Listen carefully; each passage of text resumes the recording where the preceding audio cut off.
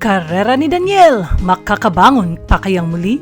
Usap-usapan ngayon na medyo kukunti na lang daw umano ang mga projects na pwedeng maibigay kay Daniel dahil sa breakup nila ni Catherine.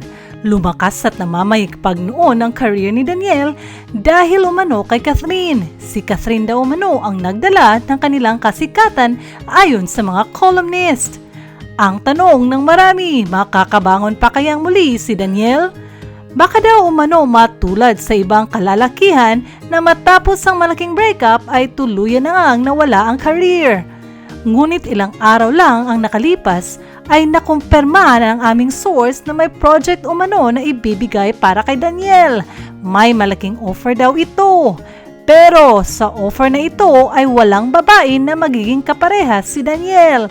Susubukan daw kasi muna kung mamamayagpag ba ang karera ni Daniel kung hindi muna magka-love team.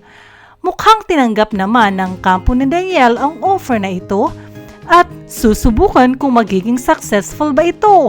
Ang usap-usapan na feeling grateful daw umano ang kampo ni Daniel dahil malaking bagay na ito para sa kanya. Maraming fans si Daniel na tuwang-tuwa sa blessings na dumating, ngunit hindi pa rin maiaalis sa isip ni Daniel na malaking parte ng kanyang career ang nawala mula noong maghiwalay sila ni Catherine.